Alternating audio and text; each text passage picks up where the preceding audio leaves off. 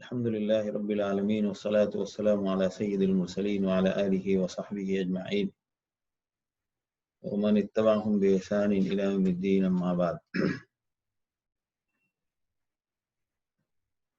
الحمدللہ ہم لوگ اللہ کے رسول صلی اللہ تعالیٰ علیہ وسلم کی سیرت پر گفتگو سن رہے ہیں اور ہجرت کے 3 سال کی تفصیل بیان میں آ چکی، اس لیے کہ غزوہ احد کا واقعہ سن 3 ہجری شوال میں پیش آیا تھا۔ اس کے بعد ذی الحجہ 2 مہینے بچتے ہیں، تو تقریباً 3 سالوں کی تفصیل اور اس کے واقعات، اور خاص طور سے کیا سرگرمی رہی اور کیا جنگوں کی شکل میں یا مدینے کے اوپر حملے کی شکل میں یا کسی حملے کے جواب کی شکل میں، وہی تفصیلات زیادہ تر ہمارے ذکر میں آ رہی ہیں۔ اب کچھ باتیں ایسی ہیں جو ہم لوگ اس کے آگے بھی ذکر کرتے جائیں گے۔ کچھ شادیوں کے واقعات، جیسے بعض مشاہیر کے جو نکاح کے قصے ہیں، وہ سرسری کی اسی سال میں فلاں کی ولادت ہوئی، فلاں کی کا نکاح ہوا، جو انشاءاللہ ہم لوگ سال کی ترتیب میں جو اخیر کی باتیں ہوں گی وہ بھی انشاءاللہ ذکر کریں گے۔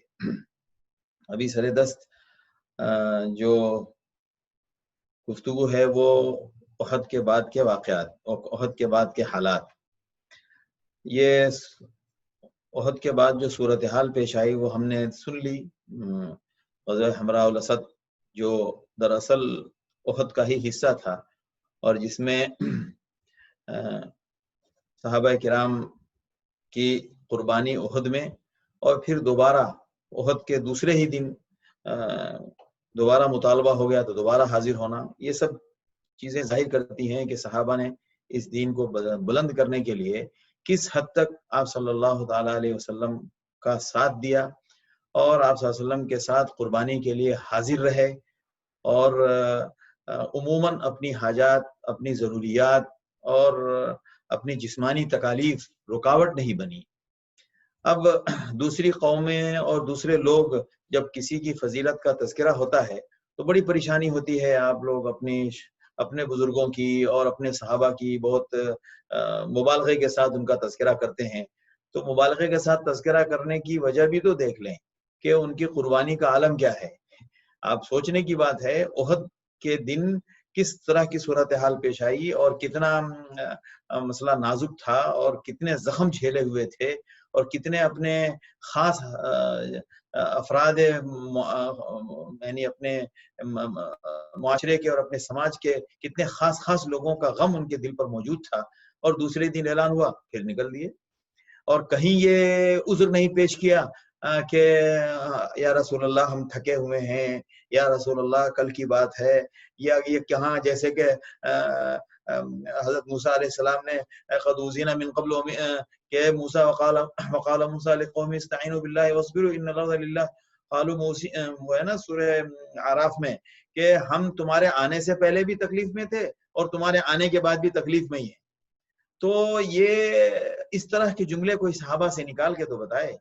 تو یہ چیزیں ہوتی ہیں دیکھنے کی کہ قربانی کس حد تک دی ہے، اور ان قربانیوں کا تذکرہ ہم آپ اس لیے سن رہے ہیں کہ ہم بھی کیا پیش کر رہے ہیں یہ بھی ہم دیکھیں۔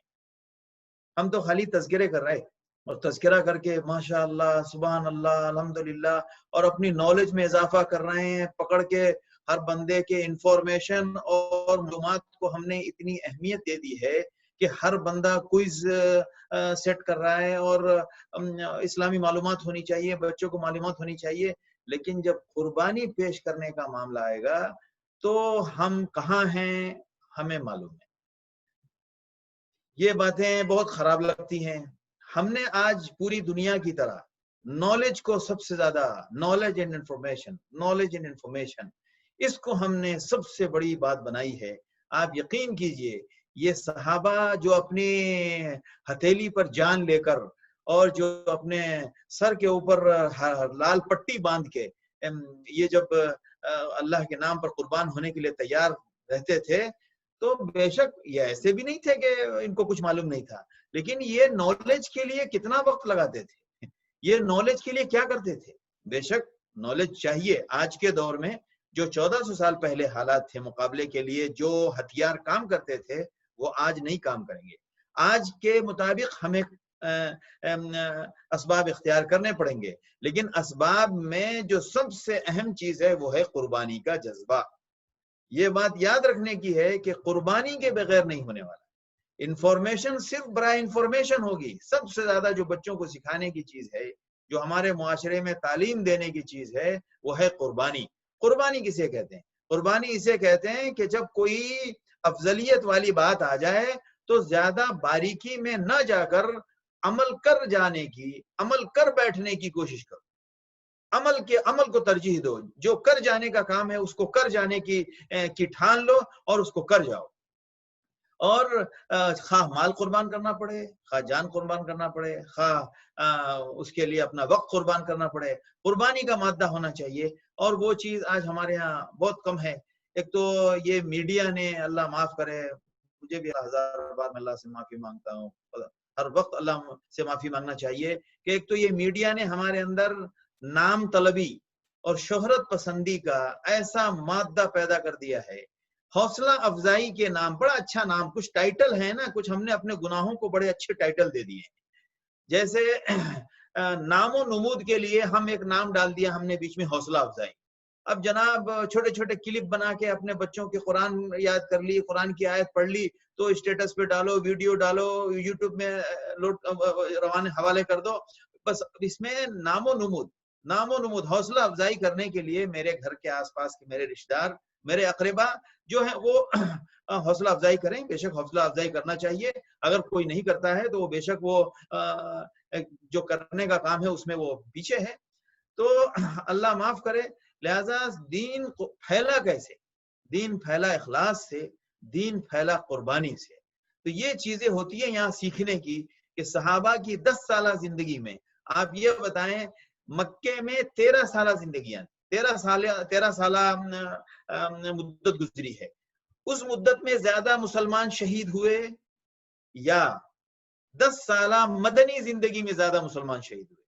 یہ حساب جوڑ لیں، خود پتہ چل جائے گا. ہم نے تو یہ سمجھا ہے کہ مدینے آنے کے بعد تو پھر اب بہترین، ہر بندے کے پاس ولا ہونا چاہیے، ہر بندے کے پاس بہترین گھر ہونا چاہیے اور بینک بیلنس ہونا چاہیے اور ساری سہولت کی چیزیں ہونی چاہیے اور موج مستی، یہ سب کچھ ہونا چاہیے. لیکن ہم دیکھیں کہ زیادہ قربانیاں، جتنی قربانیاں مکی زندگی میں ہیں، مکی زندگی میں بہت قربانی ہے، آسان بات نہیں ہے. مکی تو خیر اب شدائد اور تکالیف سے تعبیر ہے مکی زندگی. لیکن وہاں سے بات جب آگے بڑھی ہے مدنی زندگی میں تو قربانیوں کا انداز بدلا ہے، لیکن قربانیاں نہیں رکی ہیں. قربانی کے بغیر تو گزارا ہی نہیں ہے. وہاں قربانی دوسری شکل میں تھی، یہاں قربانی دوسری شکل میں.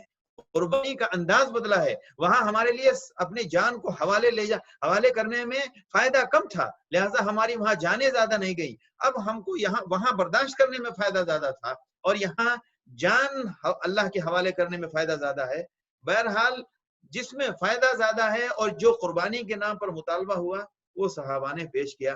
وہی سننے اور وہی سیکھنے کے لیے ہم آپ یہ بیٹھتے ہیں. اللہ توفیق دے. بولنا بہت آسان ہے. اللہ قدم قدم پر اللہ سے معافی مانگنا چاہیے. اللہ نے اگر ہمارے دل میں، ہمارے اندر یہ اگر احساس بھی ہے کہ یا اللہ بے شک ہم کچھ نہیں کر رہے ہیں، تو انشاءاللہ اللہ کی طرف سے توفیق ملے گی. اور کرنے کا جذبہ بھی ہونا چاہیے اور جب کرنے کا وقت آئے تو پیچھے نہیں ہٹنا چاہیے. یہی ہے ان سیرت کے اسباق جس کو ہم لفظ بلفظ ہم لوگ بیان کر کے سن رہے ہیں اور سیکھ رہے ہیں.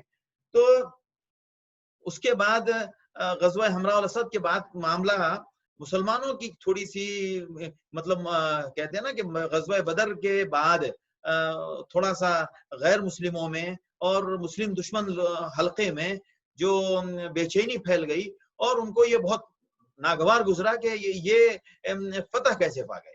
لہذا اس کا اثر کچھ دن رہا. پھر دوبارہ ایک دور یہ آیا احد والا. احد کے بعد جو ہمارے بہت سارے صحابہ شہید ہوئے رضی اللہ تعالی عنہم اجمعین، تو اس کے اور دوسرے دن حمراء الاسد میں تو خیر کچھ واقعہ پیش نہیں آیا. تو احد کے بعد مسلمانوں کی جو ایک اتنی جانیں شہید ہوئیں تو اس کا تھوڑا سا پازیٹیو اثر غیر لوگوں کو پڑا. پازیٹیو کا مطلب ان کا ذرا حوصلہ بڑھنے لگا اور انہوں نے کہا کہ اچھا مکے والوں نے ایسا زبردست ان کے اوپر چڑھائی کی، لہذا اس کا اثر پڑا اور وہ کیا کہتے ہیں کہ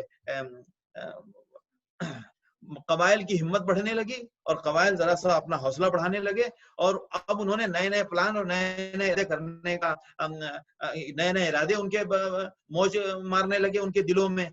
تو اسی میں سے کچھ چھوٹے چھوٹے واقعات میں ذکر کرتا ہوں اور اس کے بعد آج ہم زیادہ کوشش کریں گے قربانی کے اوپر تھوڑا بات کرنی ہے چونکہ وہ ابھی موضوع چل رہا ہے اور مختلف طرف سے مختلف لوگوں کے سوالات بھی آ رہے ہیں، تو ایک مختصر سی گفتگو اس کے سلسلے میں انشاءاللہ کی جائے گی.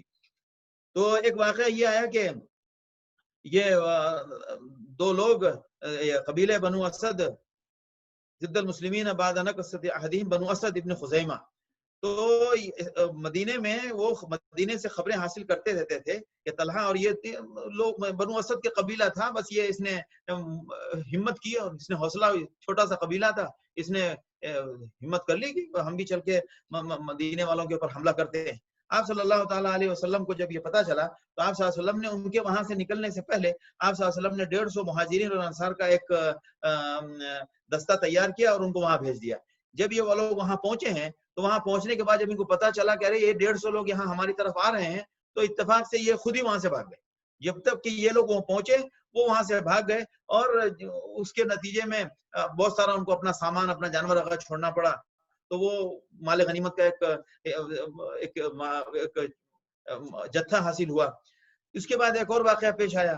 اس کے بعد ایک تیسرا واقعہ پیش آیا، وہ ہے سفر میں، یعنی سن 3 ہجری میں ایک قصہ ختم ہو گیا تو 4 ہجری کی ہجرت کے 4 سال کے سفر کے مہینے میں کہ قبیلہ عدل اور قارہ یہ 2 لوگ تھے اور ان کے بارے میں مشہور تھا کہ اس میں کچھ لوگ مسلمان ہو گئے ہیں. تو وہ آئے اللہ کے رسول صلی اللہ علیہ وسلم کے پاس اور انہوں نے کہا کہ ہمارے پاس کوئی دین سکھانے والا کوئی استاذ بھیج دیجیے. وَسَأَلُوا أَن يَبْعَثَ مَعَهُم مَن يُعَلِّمُهُم الدِّينَ وَيُقْرِئُهُم الْقُرْآنَ، کوئی قرآن پڑھانے والا ہو اور دین سکھائے. لہذا آپ صلی اللہ علیہ وسلم نے 6 لوگ اور بعض روایتوں میں ہیں کہ 10 لوگ ان کو بھیجا آپ نے اور ان کا امیر جو ہے آپ نے مرثد ابن ابی مرثد الغنوی کو بنایا اور یہ حضرات نکلے اور نکلتے ہوئے یہ لوگ پہنچے اس رجیع کے قریب. فَذَهَبُوا مَعَهُمْ فَلَمَّا كَانُوا بِالرَّجِيعِ، رجیع کے مقام پر پہنچے. مشہور ہے قصہ رجیع اور قصہ بیر معونہ، یہ 2 واقعات احد کے بعد. احد میں تو ایک واقعہ پیش آیا ہی تھا ہمت توڑنے والا اور یعنی بظاہر یعنی ایسا کہ جس سے لوگوں کے اندر دوسرے لوگوں میں دشمنوں کی تھوڑی ہمت بڑھ جائے، چونکہ جب ان کو اپنے مقابل فریق کو جو نقصان پہنچتا تھا تو ظاہر سی بات ہے دوسرے مقابل فریق کو جو ہے جو دشمن فریق ہوتا تھا اس کا ذرا حوصلہ بلند ہوتا تھا. تو یہ حضرات وہاں جب پہنچے تو یہاں پہنچنے کے بعد ایک قبیلے نے دوسرے قبیلے کو منادی لگائی کہ بھائی ہم ان کو پکڑ کے لائے ہیں، ان کے ساتھ کچھ کرنا ہے. لہذا نتیجہ یہ ہوا کہ وہ لوگ وہاں بنو لحیان قبیلہ تھا وہ ان کے پیچھے پیچھے لگ گیا اور تقریباً 100 لوگوں کو لے کر اپنے ساتھ آئے اور ان کے پیچھے لگتے ہوئے ان کو انہوں نے گھیر لیا اور ان سے کہا کہ بھائی آپ ہمارے پاس آ جائیں، ہم آپ سے لڑنا نہیں چاہتے ہیں اور ہم آپ میں سے کسی کو بھی قتل نہیں کریں گے. لہذا حضرت عاصم نے تو جو ان کے ساتھ تھے انہوں نے کہا کہ میں نہیں اترتا اور وقاتلہم فی اصحابی، اور وہ دوسرے لوگوں کے ساتھ وہ مٹبھیڑ ہو گئی اور 7 لوگ وہاں پر قتل ہو گئے. 10 تھے تو 7 مارے گئے. خبیب، زید ابن دسنہ اور ایک تیسرے آدمی، 3 آدمی تھے. انہوں نے کہا کہ ٹھیک ہے بھائی آپ جب کہہ رہے ہیں کہ ہم آپ کے اوپر مان لیں اور آپ کے پاس آ جائیں تو ہم آنے کے لیے تیار ہیں. یہ جب وہاں گئے، وہاں جانے کے بعد انہوں نے ایک کو ان کے جو کمان تھی اس کمان کی جو رکھا جس سے کمان بندھی ہوتی ہے رسی نکال کے خود ان کو باندھنا شروع کر دیا. تو جو تیسرے ساتھی تھے جن کا نام ذکر نہیں ہے انہوں نے کہا دیکھو نہیں اترنا چاہیے تھا، ابھی ہم اترے ہیں، یہ ان کا پہلا دھوکہ ہے. لہٰذا انہوں نے کہہ دیا بھائی ہم آپ تمہارے ساتھ نہیں جائیں گے، یعنی مخالف قبیلے جو بلا رہے تھے ہم نے بالکل میں یہاں سے آگے نہیں بڑھتا. لہٰذا انہوں نے ان کو وہیں قتل کر دیا. اس کے بعد انہوں نے ان دونوں کو پکڑ لیا، حضرت خبیب کو اور زید ابن دسنہ کو، ان تینوں کو ان 2 کو پکڑ کے یہ مکے لے گئے. आसिम इसमें जो तीसरा शख्स था जिसके बारे में लोग रवायतों में जिक्र है कि उनका नाम आसिम था। लिहाजा वो हमेशा अल्लाह से ये दुआ करते थे कि ऐ अल्लाह, मैं किसी का मुशरिक से मेरा बदन किसी मुशरिक को, मेरे बदन में कोई मुशरिक हाथ न लगा सके, और ना मैं किसी मुशरिक को छूऊं और ना कोई मुशरिक मुझे, यानी ईमान लाने के बाद शिर्क से इनको इतनी नफरत हो गई। तो रवायतों में जिक्र है कि इनको जब कत्ल किया तो इनको कत्ल करने के बाद एक कबीला था, जो कबीले की एक बेटी थी, उस बेटी का यानी उसका उस कबीले की खातून थी, उसका बेटा ओहद में मारा गया था, और ओहद में मारा था इन्होंने, जो ये तीसरे शख्स, बाद रिवायतों में जिक्र है कि उनका नाम आसिम था। तो उसका बेटा मारा गया था। तो उसने कहा कि जब भी कभी मुझे इसके सर, अगर इसका सर कोई मुझे कत्ल करके ला देगा तो इसके सर की खोपड़ी में मैं शराब पीऊंगी। देख ले हम उनका इरादा, अल्लाह अकबर, और मैं उसको इतने इतने पैसे दूंगी। तो ये बनु लहयान ने कोशिश की कि इनका सर उठा के उस खातून को के पास ले जाए। लिहाजा जब इन्होंने उनके सर को लेने की कोशिश की तो ये जो शहद की मक्खियां नहीं होती, भीड़ जिसे कहते हैं आप, भीड़ जो बड़ी बड़ी पीले रंग की जो होती है, जो डस लेती है, तो उसका एक झुंड आया और उनके सर के इर्द गिर्द जमा हो गए। लिहाजा उन्होंने कहा यार ये अभी तो हटने वाले, हम जाएंगे तो हमें काट लेगी, लिहाजा शाम तक रुक जाओ, शाम के बाद इसका सर ले जाएंगे। बाद में वो सो गए। इस बीच में बारिश हुई और बारिश के नतीजे में वो वादी के पानी में उनकी लाश वहां से गायब हो गई। लिहाजा वो ढूंढता है और वो नहीं मिली। तो उलमा ने लिखा है, बाज़ाब्ता हज़रत उमर रज़ी अल्लाह तआला अन्हु फरमाते थे कि अल्लाह अपने बंदे की मदद करता है जब एक बंदा अपनी अल्लाह के सामने जब अपनी गैरत को पेश करता है तो अल्लाह उसकी मदद करता है। ये हमेशा कहते थे अल्लाह किसी मुशरिक का हाथ मेरे बदन में ना लगे और मैं किसी मुशरिक को ना छूऊं। लिहाजा अल्लाह ने उनको इससे बचाया और इस सूरत हाल से अल्लाह ने उसकी हिफाजत फरमाई। अब इसके बाद ये दो लोग थे जो बहुत मशहूर वाकया है, हजरत खुबैब और जैद। इन लोगों ने 10 लोगों में 7 को वहीं लड़के मार दिए इन्होंने। एक को बाद में उन्होंने जो धोखा दिया तो वो उस मुठभेड़ में वो मारे गए। 2 बचे, खुबैब और हजरत जैद। हजरत खुबैब और जैद को जब ले गए तो जैद को एक दूसरे कबीले ने वहां पहुंचने के बाद मार दिया। अब बचे सिर्फ हजरत खुबैब रजी अल्लाह तआला अन्हु। हजरत खुबैब रजी अल्लाह तआला अन्हु को वहां जाके मक्के में इन्होंने बेच दिया। जब हजरत खुबैब को उसने खरीदा जिन्होंने हजरत खुबैब ने जिनके घर वालों को कत्ल किया था बदर में, लिहाजा वो इस इंतजार में थे कि खुबैब जब मिलेगा तो फिर हम उसको देखेंगे। लिहाजा इत्तफाक से हजरत खुबैब रजी अल्लाह तआला अन्हु इस बुनियाद पर उन्होंने खरीदा और उन्होंने उसको कैद कर दिया। हजरत खुबैब रजी अल्लाह तआला अन्हु, हजरत खुबैब रजी अल्लाह तआला अन्हु वहाँ कैद में थे, कुछ दिन कैद में रहे और रिवायतों में जिक्र है कि हजरत खुबैब रजी अल्लाह तआला अन्हु, बाज़ मक्के की रिवायतें हैं कि हम कैद की हालत में उनको देखते थे कि वो ताज़ा अंगूर के दाने यानी अंगूर के फल खा रहे होते थे और मक्के में कहीं एक दाना कहीं किसी को नसीब नहीं था और वो जनाब कैद की जिंदगी में खा रहे और उनके पैरों में बेड़ियां पड़ी थी। और उसके बाद उन्होंने तय किया कि अब इनको तो कत्ल करना है, लिहाजा हुदूद हरम के अंदर तो कत्ल नहीं कर सकते थे, हुदूद हरम के बाहर लेकर गए और वहां जाके उनको कत्ल किया, जो उनके कत्ल का मशहूर वाकया है। अब चूंकि ये उस्मान के करीब था, ये जो लोग भेजे गए थे रजी के पास, ये रजी अरफात और उस्मान के थोड़ा आगे है, यानी मक्के से करीब है ये, लिहाजा वो इसी बुनियाद पर यहाँ ला के बेच दिए गए और उनको तो पैसा चाहिए था और जिन्होंने खरीदा उनको अपना इंतकाम चाहिए था। लिहाजा हजरत खुबैब का वाकया ओहद के 3-4 महीने के बाद का है, जो हम लोग अक्सर सुनते हैं कि हजरत खुबैब को जब ये लोग मक्के के बाहर ले गए और जब इन्होंने इनको कत्ल करने का इरादा किया तो हजरत खुबैब रजी अल्लाह तआला अन्हु ने फरमाया कि थोड़ा सा रुक जाओ, मैं जरा 2 रकात नमाज पढ़ लूं। लिहाजा रिवायतों में जिक्र है वफी सहीह अन्न खुबैबन अव्वल मन सन्न रकातैन इंद क़त्ल, कि हजरत खुबैब वो पहले शख्स हैं जिन्होंने कत्ल, मतलब जब एक तो जंग में कत्ल होता है तो नहीं पड़ता ना कौन मारा जाएगा, लेकिन जब कोई इस तरह कत्ल किया जाए कि किसी को पता है कि मुझे ये लोग मारने वाले हैं तो रुक जाओ भाई जरा मैं 2 रकात नमाज पढ़ लूं, और इस तरह बहुत हुआ है। फांसी दिए जाने से पहले लोगों ने 2 रकात नमाज पढ़ी है। इसी तरह किसी के कत्ल का कोई फैसला है तो उससे पहले लोगों ने नाहक अगर बहुत सारे कत्ल के फैसले हुए हैं तो उन्होंने कहा कि कत्ल से पहले 2 रकात नमाज, आखिरी अमल मेरा 2 रकात नमाज हो, उसके बाद फिर कत्ल किया जाऊं। लिहाजा हजरत खुबैब रजी अल्लाह तआला अन्हु ने वो 2 रकात नमाज पढ़ी और उन्होंने ये कहा भी कि अगर मुझे इस बात का खदशा नहीं होता कि तुम ये कहोगे कि कत्ल के डर से नमाज लंबी कर रहा है, नहीं तो मैं नमाज लंबी पढ़ता کیونکہ نماز کا جو مزہ ہے اور نماز لمبی پڑھنے کا جو مزہ ہے وہ تو اس مزے کا تو کوئی مقابلہ نہیں ہے. لہٰذا دل چاہ رہا تھا کہ 2 رکعت لمبی نماز پڑھوں، لیکن صرف اس تانے سے بچنے کے لیے کہ تم کہو گے کہ موت کے ڈر سے لمبی نماز پڑھ رہا ہے، لہٰذا میں نماز مختصر کر رہا ہوں. دیکھنے کی بات ہے کہ اس حالت میں ایمان کی مضبوطی. اللہ اکبر واللہ. اللہ ہمیں معاف فرمائے، اللہ ہمیں معاف فرمائے. یا اللہ ان واقعات ذکر کی برکت سے یا اللہ تو ہمارے اعمال کو درست فرما دے، اور اے اللہ تو ہمیں اچھا نماز پڑھنے والا بنا، اور اے اللہ کسی بھی حال میں ہماری نماز نہ چھوٹے. اے اللہ تو ہمیں ایسی توفیق نصیب فرما. یہ فرض نماز تو نہیں تھی، یہ تو سنت نفل پڑھ رہے تھے، 2 رکعت نفل. لیکن غور کرنے کی بات ہے کہ ایک بندے کو پتا ہے کہ ابھی چند منٹوں کے اندر میری گردن اڑا دی جائے گی، اور خوف کا عالم اور انسان کے اندر، لیکن ہمت اور دل کی بات ہے اور ایمان کی مضبوطی کی بات ہے.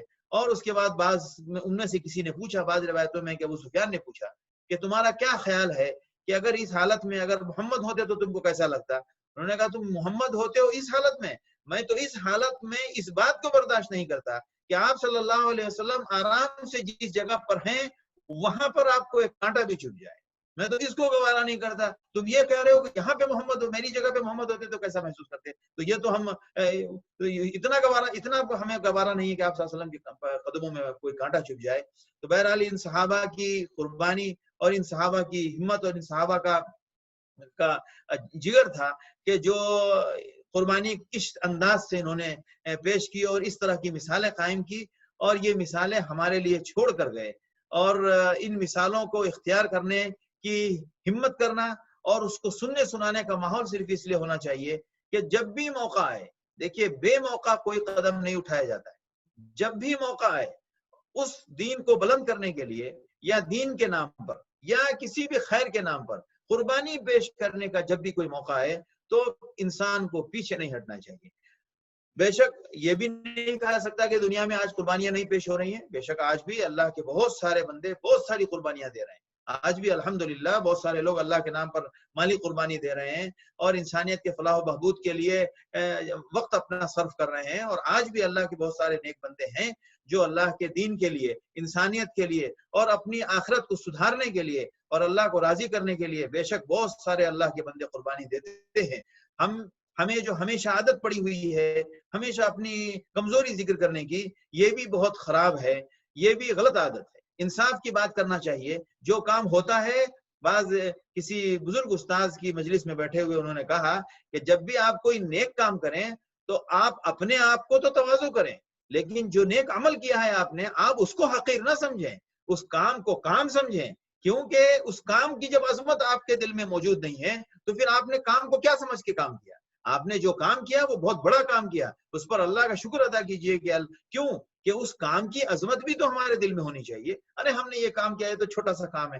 بے شک یہ تواضع میرے اعتبار سے ہے، یعنی میں نے کام کی فہرست میں اس کام کو بڑا مقام میرے لیے نہیں ہے، لیکن کام اپنے آپ میں بہت بڑا کام ہے. نیک کام کو کرنا اور اللہ کی ذات سے اس کے قبول ہونے کی امید رکھنا، یہ بھی بہت ضروری ہے. بے شک ہر حال میں یہ دعا کرنی چاہیے کہ اللہ جو کچھ بھی ہوا اس کو قبول فرما.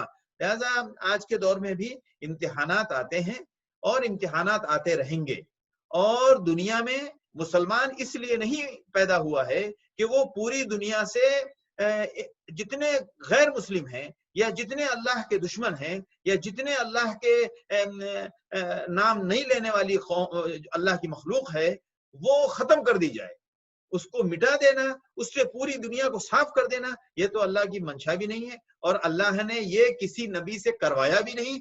حتیٰ کہ محمد رسول اللہ صلی اللہ تعالی علیہ وسلم کی حجۃ الوداع کے موقع پر جتنے اس وقت موجود اہل اسلام تھے اور جس وقت یہ قرآن کی آیت اتری الیوم اکملت لکم دینکم، اور اسی طرح جیسے یہ آیت اتری وقل جاء الحق وزهق الباطل، یہ ساری آیتیں اترنے کے وقت بھی پوری دنیا میں غیر مسلموں کی تعداد مسلمانوں سے کئی گنا نہیں بلکہ بہت زیادہ تھی.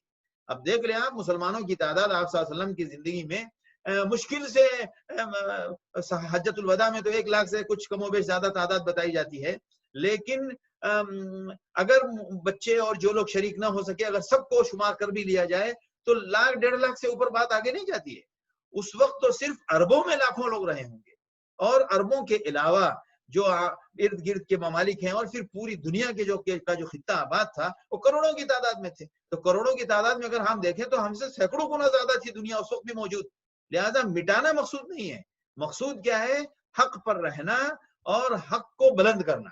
لہذا وَقُلْ جَاءَ الْحَقُّ وَزَهَقَ الْبَاطِلُ کا مطلب یہی ہے کہ حق آ گیا. سیدھی بات کیا ہے؟ وہ جاننے کا سورس آپ کے پاس پہنچا دیا گیا. لہذا یہ چیز آ گئی. اب اس کنفیوژن کا کوئی راستہ اللہ نے نہیں چھوڑا ہے کہ حق کیا ہے اور باطل کیا ہے. یہ بات بالکل آ گئی.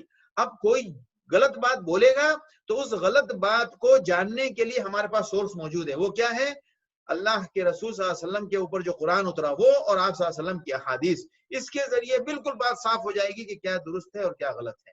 لہذا دنیا میں امتحانات آتے ہیں اور وہ آتے رہیں گے. امتحانات میں ہمیں کیا کرنا ہے؟ اللہ ہم سے ان اعمال کا جائزہ لینے کے لیے وہ حالات سے گزارتا ہے. جو ابھی دیکھیں ہم غزوہ احد سے گزر کے ہم آئے. غزوہ احد میں اللہ نے فرمایا کہ اس میں ہم کیا ہے؟ لیبتلی اللہ ما فی صدورکم، آپ کے دل میں کیا موج اٹھ رہی ہے وہ ہمیں جاننا ہے.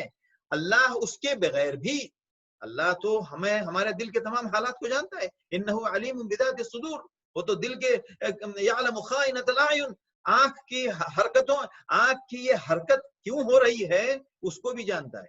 آنکھ کی یہ ذرا ذرا سی حرکتیں جو آنکھ کی ادھر ادھر ہوتی ہے اس کی حرکت کا وجہ کیا ہے وہ بھی جانتا ہے اللہ. یعلم خائنۃ الاعین وما تخفی الصدور، اور جو دلوں میں چھپا ہوا ہے وہ تو سب جانتا ہے. لیکن پھر یہ کیا کہنے کا مطلب؟ لیبتلی اللہ ما فی صدورکم، عملی شکل میں سامنے آنا چاہیے.